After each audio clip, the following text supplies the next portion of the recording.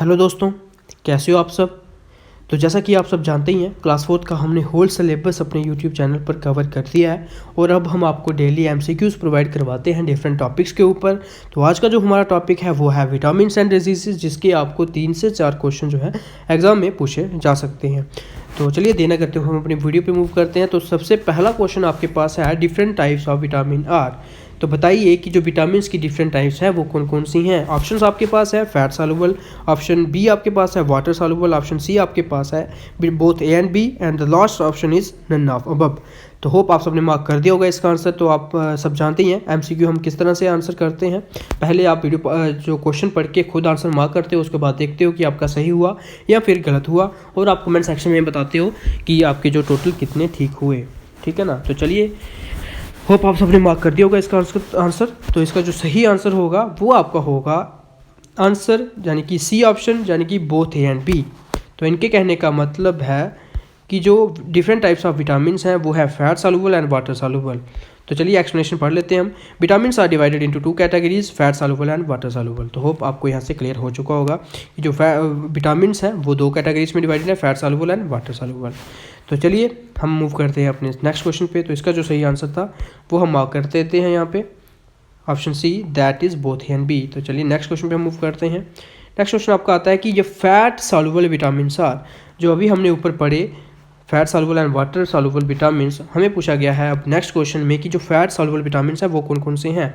Options are vitamin A, vitamin D, vitamin E and all of the above. बताइए इनमें से जो कौन से हैं वो हैं आपके फैट सॉल्युबल विटामिन्स। तो जिन्होंने हमारी वीडियोस अच्छे से पढ़ी होंगी तो उनको आता होगा, और जिन्होंने कहीं से भी पढ़ा है उनको भी आना चाहिए। तो होप आप सबने मार्क कर दिया होगा। तो इसका जो सही आंसर आपका रहेगा option D, that is all of above, which means that fat soluble vitamins are A, D, E, जो कि ऑप्शन में मेंशन थे, और के ऑप्शन में मेंशन नहीं था, लेकिन के जो है वो भी एक फैट सॉल्युबल विटामिन है। तो ये आपने याद रखना है, ठीक है ना। तो चलिए हम मूव करते हैं इसी के साथ नेक्स्ट क्वेश्चन पे। नेक्स्ट क्वेश्चन में हमें बोला गया है कि जो नियासिन है is a chemical name of. जो नियासिन है वो किसका केमिकल नेम है। ऑप्शंस आपके पास हैं vitamin B3, vitamin B1, vitamin B2 and vitamin C. तो जो नियासिन है वो केमिकल नेम कौन से विटामिन का है बताइए। तो इसका जो सही आंसर आपका होगा वो होगा आपका विटामिन B3। ठीक है, विटामिन B3 जो है उसका नाम जो है वो है नियासिन। ठीक है ना, ये आपने याद रखना है। और उसी के साथ साथ अगर आपको बाकी जो विटामिन हमने ऑप्शन में मेंशन किए हैं उनके अगर आपको नाम पूछ लिए जाएँ तो वो हमने आपकी एक्सप्लेनेशन में रखे हैं। तो the chemical name of vitamin B3 is niacin, ये आपका आंसर क्लियर हो गया यहाँ से। Which is water soluble vitamin, ये एक वाटर सॉल्युबल विटामिन है, ये भी आपने याद रखना है। Whereas B1 is a thiamine, B1 जो विटामिन है वो एक थायमिन है, B2 एक राइबोफ्लेविन है, और C जो है एक एस्कॉर्बिक एसिड है। तो ये आप एक्स्ट्रा इन्फॉर्मेशन में याद रख सकते हो, इसमें से भी आपको क्वेश्चन फ्रेम हो सकता है। ठीक है ना। तो इसी के साथ हम मूव करते हैं अपने नेक्स्ट क्वेश्चन पे। नेक्स्ट क्वेश्चन हमारा क्या है, पढ़िए। Retinol is the scientific name of which vitamin. जो रेटिनोल है वो कौन से किसका साइंटिफिक नेम है, कौन से विटामिन का साइंटिफिक नेम है। ऑप्शंस आपके पास हैं vitamin A, vitamin D, vitamin के एंड विटामिन सी। तो होप बताइए इसका जो सही आंसर क्या होगा। तो इसका जो सही आंसर होगा आपका वो होगा आपका option A, that is retinol is the scientific name of vitamin A. तो काफ़ी बार एग्जाम में पूछा जा चुका क्वेश्चन है ये, तो आप इसको इम्पोर्टेंट मार्क कर सकते हो। तो रेटिनोल किसका नाम है, retinol is the scientific name of vitamin A. ठीक है ना, ये आपने याद रखना है अच्छे से। तो चलिए इसी के साथ हम मूव करते हैं हम नेक्स्ट क्वेश्चन पे। नेक्स्ट क्वेश्चन आपका आता है कि vitamin C is present in. जो विटामिन सी है वो किस में प्रेजेंट होता है बताइए। Vitamin C is present in, options आपके पास हैं tomato, papaya, guava and all of above. तो विटामिन सी किस में प्रेजेंट है बताइए। ऑप्शन हमने आपको बता दिए। तो इसका जो सही आंसर आपका होगा वो होगा option D, that is all of above, which means vitamin C is present in। तो हमने लिस्ट यहाँ पे रखी है। सिट्रस फ्रूट्स जो होते हैं उनमें विटामिन सी प्रेजेंट होता है, गावे में विटामिन सी प्रेजेंट होता है, टोमाटोज, ब्रोकली, पपायास, पीस, इन सब में विटामिन सी जो है वो प्रेजेंट होता है। तो होप आप सबने इसका आंसर मार्क कर दिया होगा। तो इसका जो आंसर था वो था आपका ऑल ऑफ अबव। ठीक है ना। तो चलिए हम इसी के साथ मूव करते हैं अपने नेक्स्ट क्वेश्चन पे। नेक्स्ट क्वेश्चन हमारा आता है कि vitamin A is discovered in which year. बताइए जो विटामिन ए है वो कौन से साल डिस्कवर किया गया। तो होप आप सबने आंसर मार्क कर दिया होगा इसका। ऑप्शंस आपके पास थे 1910, 1912, 1922, 1927। तो विटामिन ए जो था वो कब डिस्कवर किया गया। तो इसका जो सही आंसर आपका होगा वो होगा answer option number B, that is in 1912, ठीक है ना। In 1912 a biochemist known as Frederick Gowland Hopkins, जो भी इसका नाम होगा, found unknown factors present in milk that were not fats, proteins और carbohydrates but were required to aid growth in rats, ठीक है ना। तो Hopkins was later awarded with Nobel prize in 1929 for this discovery. तो ये extra explanation जो है वो आप अच्छे से पढ़ सकते हो अपनी जानकारी के लिए। तो इसका जो सही आंसर था वो था आपका vitamin A was discovered in which year, 1912, ठीक है ना। तो इसी के साथ हम मूव करते हैं अपने नेक्स्ट क्वेश्चन पे। आप एक्सप्लेनेशन जो है डिटेल में यहाँ से पढ़ सकते हो, ठीक है ना। यहाँ से आप एक्सप्लेनेशन पढ़ सकते हो। आपके ऊपर यहाँ से नोबेल प्राइज़ आपको कब मिला ये पूछा जा सकता है। तो जो मेन पॉइंट्स हैं वो आप यहाँ से डिस्कस कर सकते हो। तो चलिए आप क्वेश्चन नंबर 7 पे मूव करते हैं।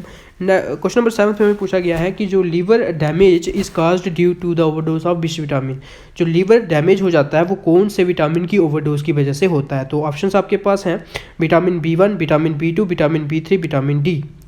तो बताइए इसमें से कौन सा ऑप्शन जो होगा आपका सही होगा। तो होप आप सबने मार्क कर दिया होगा। तो इसका जो सही आंसर होगा वो होगा आपको option number C, that is vitamin B3। Vitamin B3 की ओवरडोज की वजह से जो है आपका लीवर डैमेज हो जाता है, ठीक है ना।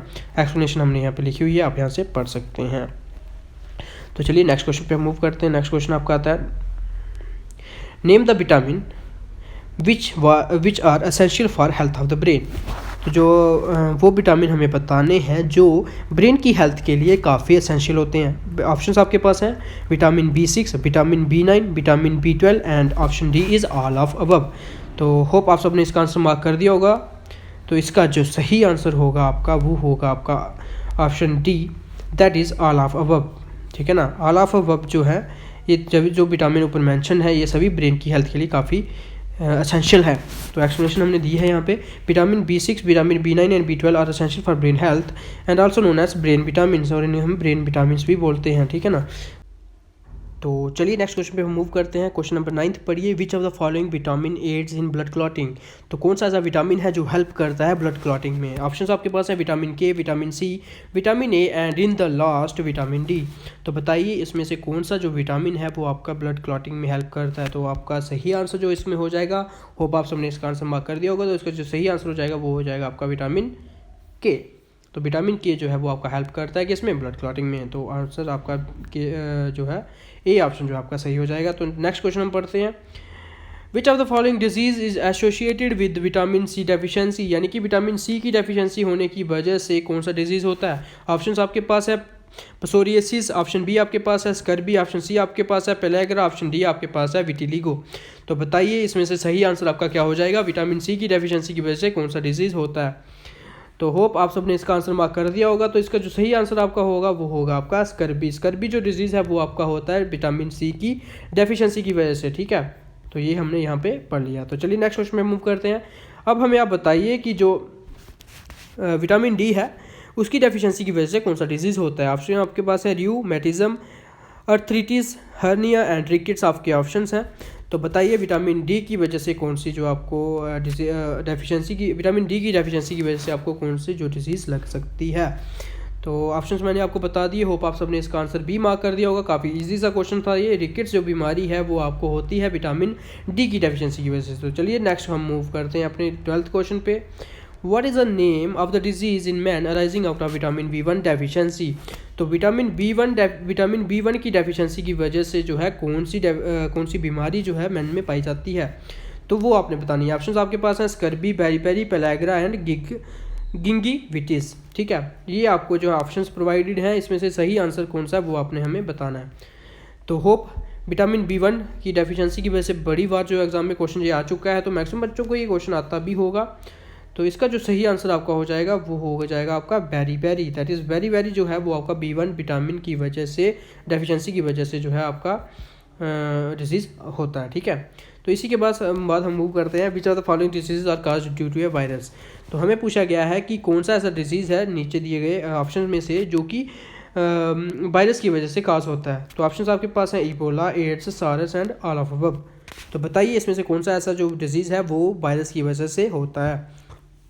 तो होप आप सबने इसका आंसर मार्क कर दिया होगा। तो इसका जो सही आंसर आपका हो जाएगा वो हो जाएगा ऑप्शन डी। क्यों हो जाएगा ऑप्शन डी, उसकी हमने एक्सप्लेनेशन आपको यहाँ पे नीचे प्रोवाइड की हुई है। तो सबसे पहले आपको पता होना चाहिए वायरल डिजीज़ क्या होते हैं। Viral disease are disease that are caused due to virus, जो कि वायरस की वजह से होते हैं। नेमली ऑप्शन यहाँ पे प्रोवाइडेड है आपको नाम।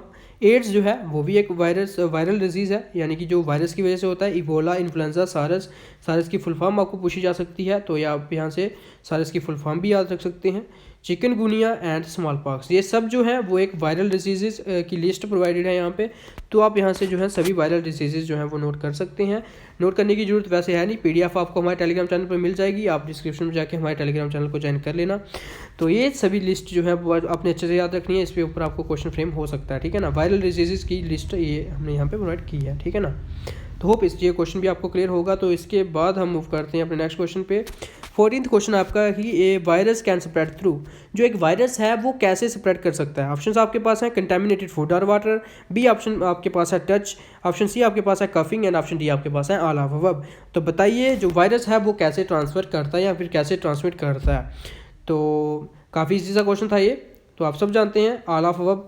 तो कॉफिंग से भी, टचिंग से भी और कंटेमिनेटेड फूड और वाटर यूज़ करने से भी जो है वो आपका वायरस स्प्रेड होता है, ठीक है ना।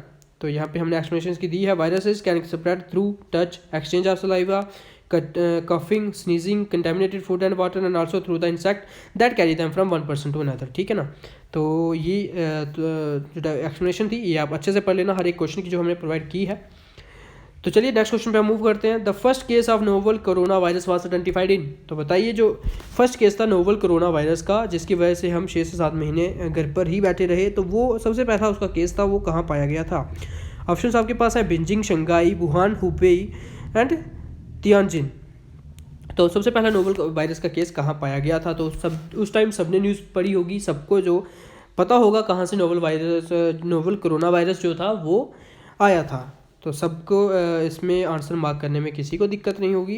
वुहान जो कैपिटल सिटी थी चाइना की, वहाँ से जो था कोरोना वायरस स्टार्ट हुआ था। तो first case of corona virus was identified in Wuhan, तो चाइना में, ठीक है ना। चाइना से जो है वुहान सिटी में से जो है आपका पहला कोरोना वायरस का केस पाया गया था। तो होप आज के क्वेश्चंस में किसी को कोई दिक्कत नहीं आई होगी। तो हमारे यूट्यूब चैनल को जरूर से सब्सक्राइब कर लेना। ऐसे ही आप डेली वीडियोस पाने के लिए आप आज भी हमने 3 अपलोड की हैं आपके लिए MCQs की वीडियोस, अगर किसी ने वो नहीं देखी हैं तो वो आप देख लीजिए। साथ ही साथ हमारे टेलीग्राम चैनल को भी जरूर से ज्वाइन कर लेना, ताकि हम जो भी आपको PDF प्रोवाइड करवाते हैं, साथ ही साथ क्विज़ कंडक्ट करवाते हैं या फिर आपके एग्जाम रिलेटेड कोई भी कंटेंट जो हम प्रोवाइड करवाते हैं वो आपको अच्छे से मिल जाए। तो होप आप सबको आज की वीडियो अच्छी लगी होगी।